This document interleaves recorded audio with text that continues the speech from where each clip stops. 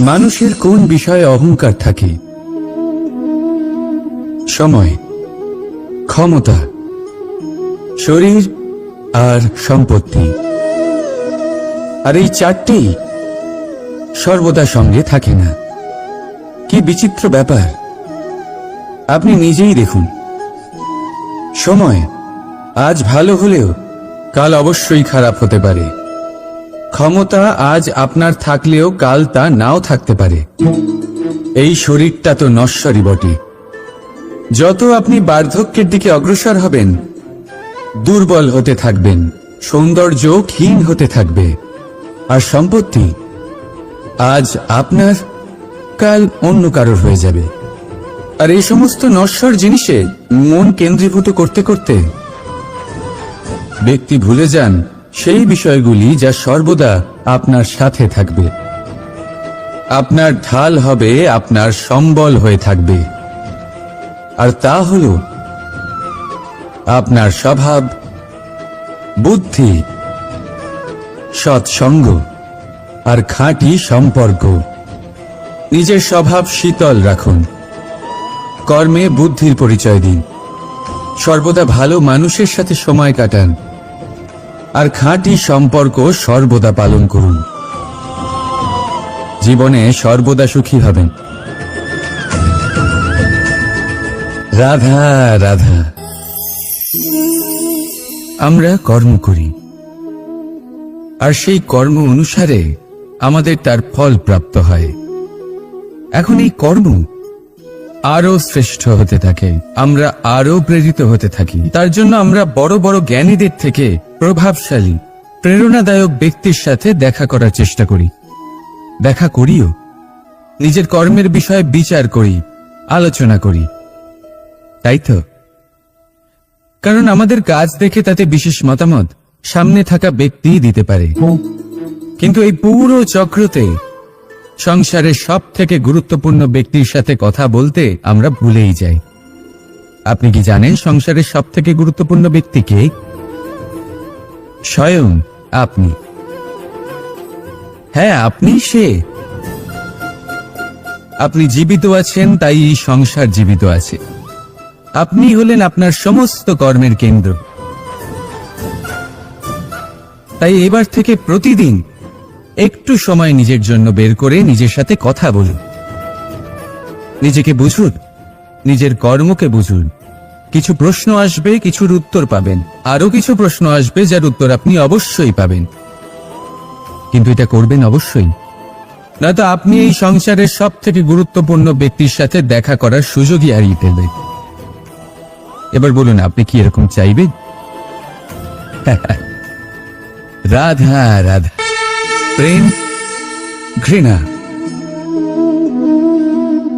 এই দুই হলো একই শব্দ। কিভাবে? দেখুন না, দুটোতেই আড়াই অক্ষর রয়েছে। দুটোই হলো সেই অনুভূতি যা আমাদের মনের সাথে জড়িত। আর এই দুই অনুভূতির সাথেই জড়িত মানুষ আমাদের জন্য গুরুত্বপূর্ণ। পার্থক্য শুধু এটাই যে প্রেম পায় সম্মান, আর ঘৃণাকে করা হয় অবজ্ঞা। এরকম কেন? কারণ প্রেম হলো সেই অনুভূতি যেখানে মানুষ সব কিছু দিয়ে দিতে চায়, সব কিছু লুটিয়ে দিতে চায়। সেখানে ঘৃণা হলো এমন অনুভূতি যেখানে মানুষ সবকিছু কেড়ে নিতে চায়, সবকিছু জিতে নিতে চায়। তাও প্রেমের অনুভূতি কখনো আপনাকে হারতে দেয় না, আর ঘৃণার অনুভূতি কখনো আপনাকে জিততে দেয় না। এবার কি করবেন আপনি? একটাই জীবন। ঘৃণার সাথে বাঁচবেন নাকি প্রেমের সাথে? আমি তো প্রেমকেই চয়ন করব। রাধা রাধা। পাওয়া এবং হারিয়ে ফেলা, এই দুই হলো জীবনের অভিন্ন অঙ্গ। আমরা যেমন কিছু পেয়ে থাকি, তেমন কিছু হারিয়েও থাকি। কিছু স্বপ্ন সার্থক হয়, আবার কিছু লক্ষ্য অপূর্ণই থেকে যায়। জীবনে এটা হয়েই থাকে, প্রত্যেকের জীবনেই এটা হয়ে থাকে। কিন্তু কারোর সাথে দেখা হলে আমরা কি ধরনের কথা বলি? আমরা সেই কথাই বলি যা আমরা হারিয়েছি। নিজেও দুঃখ পাই, আবার সামনের মানুষটাকেও দুঃখ দিই। তার থেকে অন্যরকম কিছু করার চেষ্টা করুন। ধনাত্মক চিন্তা করার চেষ্টা করুন। মন সেদিকেই দিন। স্মরণ শুধুমাত্র তাকেই করুন, গুরুত্ব তাকেই দিন যিনি আপনার কাছে রয়েছেন। যিনি আপনার কাছে নেই তার আশায় কষ্ট কেন পাচ্ছেন আপনি? সেগুলিকেই প্রাধান্য দিন যা আজ এখন বর্তমানে আপনার কাছে রয়েছে।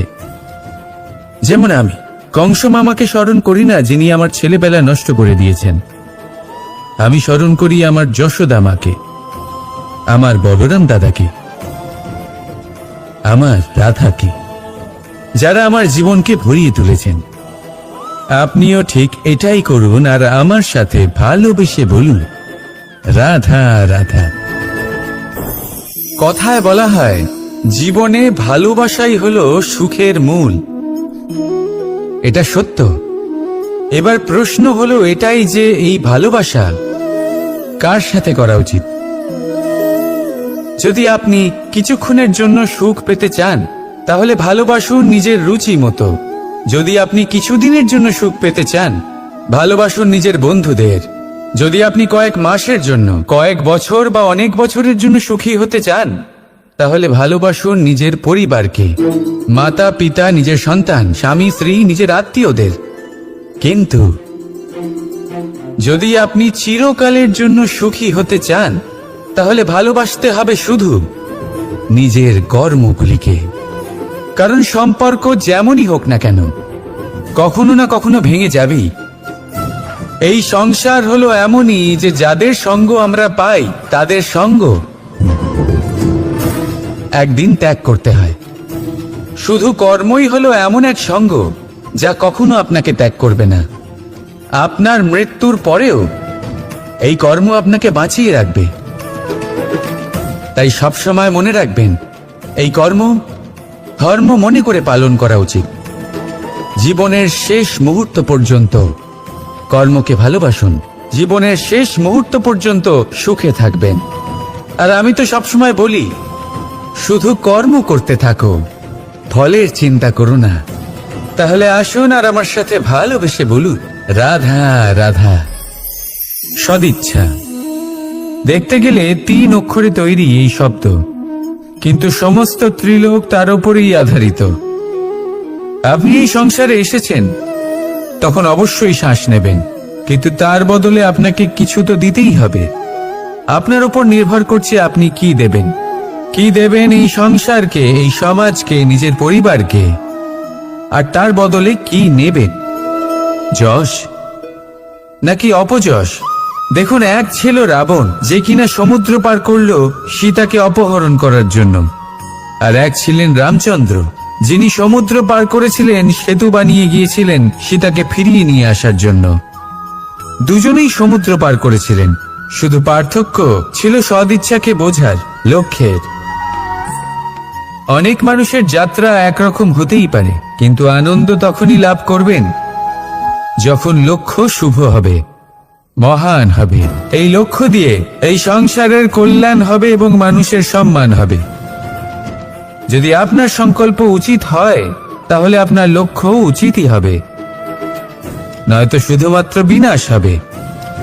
আর উচিত এটাই হবে যে বিনাশের হাত থেকে যেন নিজেকে বাঁচানো যায়, কি বলেন? তাই জীবনে যে লক্ষ্য স্থির করছেন মনে রাখবেন তা যেন শুভ লক্ষ্য হয়। যদি এরকম হয় তাহলে আপনার যাত্রা, আপনার জীবন দুটোই শুভময় হবে। আসুন আর আমার সাথে ভালোবেসে বলুন, রাধা রাধা।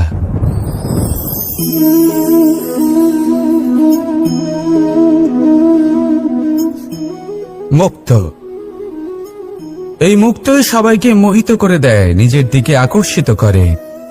অত্যন্ত সুন্দর, গোল, শুভ্র। মুক্ত দ্বারা নির্মিত আভূষণ, তা হয়তো সে মুকুটই হোক বা কোনো স্ত্রীর অলংকার, তাকে আরো সুন্দর করে তোলে, তাকে আরো সুন্দর দেখতে লাগে।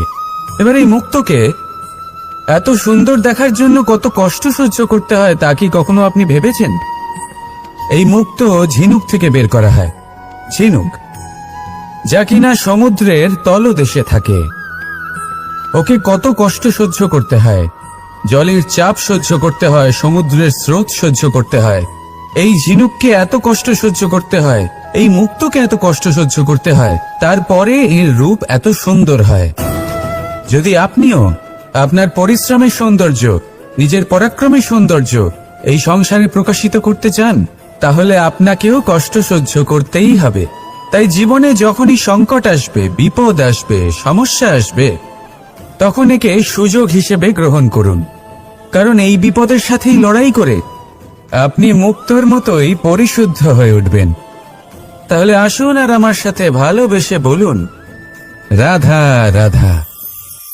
যখনই আমরা কথা বলি জলরাশির বিষয়ে, যখন আমরা তুলনা করি, তখন আমাদের খুব ভালো লাগে মিষ্টি সরোবর, পুকুর, নদী। আর আমরা অপেক্ষা করে থাকি সাগরের জন্য, সমুদ্রের জন্য। কেন করি? কারণ এই সাগর, এই সমুদ্র এ হলো অত্যন্ত বিশাল আর ভয়ানক। এর জলও কিন্তু নোনতা, যা আমরা পান করতে পারি না। কখনো ভেবে দেখেছেন এই সমুদ্রের অন্তরে এই নোনতা জল, এই নোনতা ভাব, এটা আসে কোত্থেকে? এই যে সমুদ্র, যে প্রবাহমান নদীর থেকে যে খনিজ নির্গত হয়, তার ভান্ডার হলো এটা। সেই খনিজকে নিজের অন্তরে গ্রহণ করে, সেই নোনতা ভাব নিজের মধ্যে সমাহিত করে, আর তারপর সেই নোনতা জল বাষ্পে পরিণত হয়ে ওপরে উঠে যায়, যা মেঘ হয়ে আপনার ওপর মিষ্টি বৃষ্টি হয়ে ঝরে পড়ে। এ হলো সমুদ্রের ত্যাগ, যার জন্য আপনি মিষ্টি জল পান করতে পারছেন, সে নদী থেকেই হোক বা সরোবর থেকে। সেই জন্যই হয়তো সাগর হলো এত মহান, হয়তো সেই জন্যই রত্ন সাগরে পাওয়া যায়। তাই মনে রাখবেন, ক্ষমতা তারই হয় যে ত্যাগ করতে জানে, কোনো বিষকে নিজের মধ্যে ধারণ করে নিতে জানে। তাহলে আপনিও এটাই করুন, এতটাই শক্তিশালী হয়ে উঠুন, আর আমার সাথে ভালোবেসে বলুন, রাধা রাধা। পরিচ্ছন্নতা। বর্তমানের এই প্রজন্ম আগের প্রজন্মের এই যে অতিশুদ্ধতার অভ্যেস ছিল, তা নিয়ে ঠাট্টা করে, তাকে মূর্খতা মনে করে। বুঝতেই পারে না কেন? আমাদের মা, ঠাকুমা, দিদিমা এদের দেখেছি সকালে উঠে সবার আগে স্নান করেন। কেন? বুঝতেই পারে না। কেন কথায় কথায় বারান্দা উঠোন পরিষ্কার করা হয়? বুঝতেই পারে না। অনেক মানুষজন এটাকে ধার্মিক এবং অন্ধবিশ্বাস বলে, কিন্তু যদি আমি আপনাকে সত্যি কথা বলি, প্রত্যেক ধর্ম বিজ্ঞানসম্মত, প্রত্যেক কাজের পেছনে বৈজ্ঞানিক সত্যতা লুকিয়ে রয়েছে, কিন্তু প্রত্যেক মানুষ সেই নিয়ে কতটা ভাবেন, কতটা বোঝেন, আর কি পদক্ষেপ নেন, তা হলো আলাদা এবং অত্যন্ত গুরুত্বপূর্ণ, কিন্তু তা হলো বিজ্ঞানসম্মত। আজও যখন আমি আগে বাড়ি যাই, মা সবার আগে আমার হাত পা ধুয়ে দেন, তারপর সবকিছু। তাই আপনি পরিচ্ছন্ন থাকুন, তাহলে আপনি সুস্থ থাকবেন, তখনই আপনার মনে ভক্তিভাব আসবে, তখনই এই সমগ্র সংসারকে সামলানোর শক্তি অর্জন করতে পারবেন। তাহলে পরিচ্ছন্ন থাকুন, সব ভালো থাকবে। রাধা রাধা। এটা দেখতে পাচ্ছেন? আপনি নিশ্চয়ই জানেন এটা কি। এটা বড়ই বিচিত্র এক বস্তু। এটা হলো কয়লা। আমি একে বিচিত্র এই কারণে বলছি, ভেবে দেখুন, যদি এটা গরম হয় আর আপনি এটাকে ধরে ফেলেন, এটা আপনার হাত পুড়িয়ে ফেলবে। আর যদি এটা ঠান্ডা হয় আর আপনি এটা ধরেন, তাহলে এটা আপনার হাতে কালি লাগিয়ে দেবে। অর্থাৎ যে কোনো পরিস্থিতিতেই, যে কোনো রূপেই থাকুক না কেন, গরম হোক অথবা ঠান্ডা, এটা কোনো না কোনো ভাবে আপনার ক্ষতি অবশ্যই করবে। এরকমই হয় খারাপ মানুষজন, বদ সঙ্গ, ঠিক কয়লার মতো। আপনি যদি কিছু নাও করেন, যাই হয়ে যাক, এরা যদি আপনার কাছে থাকে, তাহলে কোনো না কোনো ভাবে জীবনে আপনার কোনো না কোনো ক্ষতি অবশ্যই হবে। তাই নিজের জীবনে সবসময় সঙ্গতের নির্ণয় অত্যন্ত ভেবেচিন্তে করবেন। রাধা রাধা। ইচ্ছে, সিদ্ধান্ত আর নিশ্চয়তা, এই শব্দগুলো আমরা আমাদের জীবনে অনেকবার শুনেছি, তাই না? জীবনে অনেক সময় অনেক কিছু পেতে খুবই ইচ্ছে করে, কিন্তু শুধু ইচ্ছে হলেই কি সবকিছু পাল্টায়? সবকিছু পাওয়া যায়? অনুর্বর জমিতে বাস করা ব্যক্তির মনে ইচ্ছে হয় যেন সে শীতল জল পায়, কিন্তু সে পায় না। যে এক কুয়ো খোঁড়ার সিদ্ধান্ত নিয়েছে, সে মাটি খোঁড়ার জন্য কোদাল অবশ্যই পেয়ে যায়। আর যে নিশ্চিত করে নিয়েছে, সে দেরি করে হলেও সেই শীতল জল অবশ্যই পেয়ে যায়। তাই জীবনে কেবল ইচ্ছে করবেন না, সিদ্ধান্ত নিন, আর তারপর নিশ্চিত করুন, সব পেয়ে যাবে। আর ভালোবেসে বলুন, রাধা রাধা। স্বপ্ন আর লক্ষ্য একই মনে হয়। এই দুইয়েরই কথা মানুষ কল্পনা করেন, এই দুই মানুষ অর্জন করতে চান। আর এই দুই পূর্ণ হলে মানুষ নিজেকে অত্যন্ত ভাগ্যবান বলে মনে করেন। কিন্তু এই দুইয়ের মধ্যে পার্থক্য আছে। পার্থক্য এই যে স্বপ্নের জন্য বিনা পরিশ্রমের ঘুম দরকার হয়, আর লক্ষ্যের জন্য বিনা ঘুমের পরিশ্রম। যে ব্যক্তি ঘুমের মধ্যে স্বপ্ন দেখতে থাকেন, জেগে ওঠার পর তার হাত খালি থেকে যায়। আর যে ব্যক্তি পরিশ্রম করেন, শয়নকালেও তার হাত তার লক্ষ্যেই থাকে। তাই যদি স্বপ্নও দেখতে হয়, তাহলে লক্ষ্য জেনে পরিশ্রম করুন, আর ভালোবেসে বলুন, রাধা রাধা। জীবনে কিছু করে দেখাতে হলে আকাশের সেই সীমা ছুঁতে হবে যে সীমা ছোঁয়ার কথা আপনি কখনো ভাবতেও পারেন না। তাহলে নিজের মধ্যে এই তিনটি গুণ সম্মিলিত করুন। প্রথম, নিজের লক্ষ্যে পৌঁছবার ইচ্ছে, একাগ্রতা। এ আপনার দ্বারা এমন কাজ করাতে পারে যা আপনি কখনো করতে পারবেন না। দ্বিতীয়, সাহস, সমস্যার সমাধান করার ক্ষমতা। এটা আপনার দ্বারা তাই করাতে পারে যা আপনি সত্যিই করতে চান। আর তৃতীয় হলো অভিজ্ঞতা। অভিজ্ঞতা আপনাকে বলে দেবে আপনার কি করা উচিত আর কি নয়। তাহলে যিনি ইচ্ছে, সাহস আর অভিজ্ঞতা, এই তিন গুণকে সম্মিলিত করতে পেরেছেন, তাদের জন্য সংসারে এমন কোনো কাজ নেই যা তারা করতে পারেন। তারা সর্বদা প্রসন্ন হয়ে বলেন, রাধা রাধা।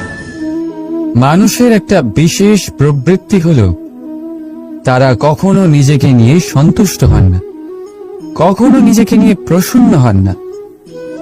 যা আছে তার থেকে বেশি পেতে চান, যা পেয়ে গেলেন তার থেকে আরো বেশি পেতে চান। নিজেদের জীবনে বদল, পরিবর্তন আনতে চান। আর এই প্রবৃত্তি এই সংসারে সবচেয়ে মহান, কারণ এই প্রবৃত্তির জন্যই সংসারের বিকাশ হয়। কিন্তু এই বদলের জন্য মানুষ তার খোঁজে থাকেন যা তার জীবনে বদল আনতে পারবে, তাকে পথ দেখাতে পারবে, তার জীবনে পরিবর্তন আনতে পারবে। আর তাই মানুষ সংসার জুড়ে তাকেই খোঁজেন যিনি তার পাশেই আছেন,